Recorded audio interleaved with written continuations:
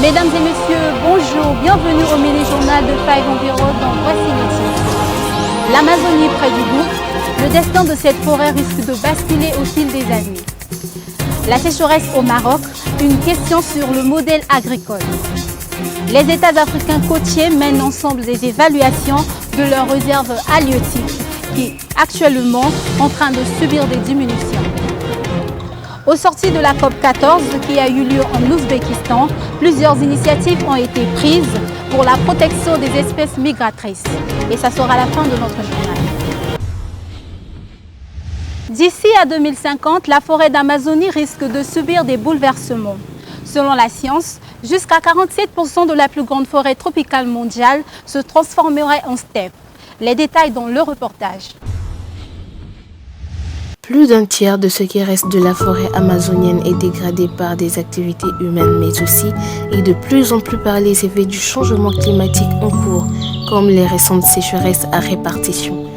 À travers toute la forêt qui s'étend sur 9 pays d'Amérique du Sud, les scientifiques enregistrent une hausse taux de mortalité des arbres, signe notamment du stress hydrique qui pourrait déclencher l'effondrement de la forêt, sous la pression des températures plus chaudes, des sécheresses extrêmes, de la déforestation et de l'érosion. Jusqu'à près de la moitié de l'Amazonie atteindrait ainsi un point de rupture, entraînant la forêt dans un cercle vicieux, synonyme d'un potentiel effondrement des écosystèmes. 6 ans sans pluie, le Royaume du Maroc est dans une situation de sécheresse totale.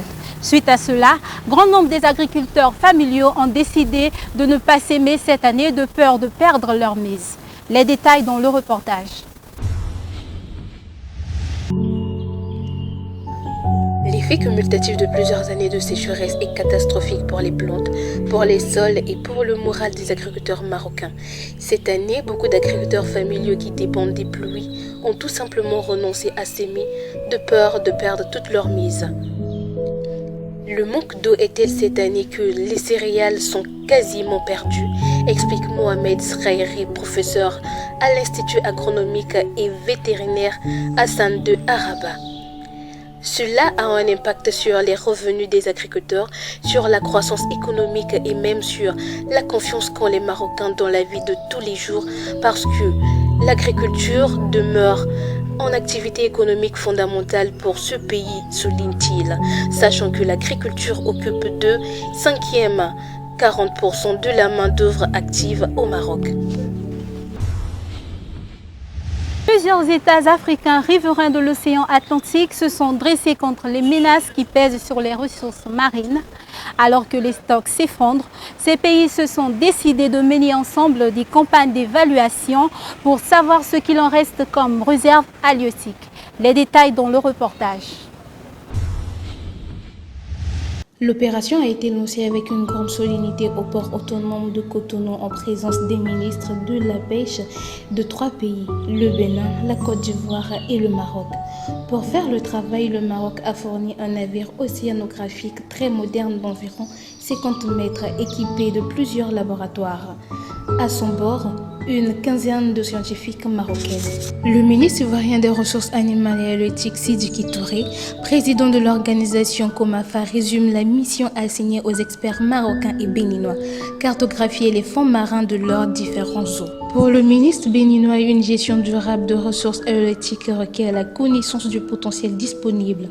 Nous prenons le chemin de la durabilité et l'économie bleue, s'est réjoui son collègue marocain Mohamed Sidiki. Lors de la COP 14 en Ouzbékistan, les pays signataires de la Convention de Bonn se sont engagés à améliorer les conditions des espèces migratrices d'ici à 2032, un objectif encouragé par des nouvelles initiatives internationales visant à les protéger. Les détails dans le reportage.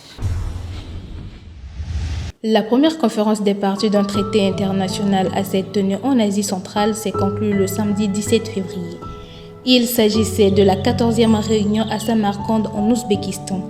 Des pays signataires de la Convention des bandes pour la protection et la conservation des espèces animales migratrices CMS en cycle. Celle-ci s'est achevée par l'adoption d'un nouveau plan d'action stratégique dressant une liste de priorités jusqu'en 2032 et la signature d'une centaine de résolutions. Nous sommes arrivés à la fin de notre journal, mesdames et messieurs. Merci de nous avoir suivis. Nous nous retrouvons à la prochaine.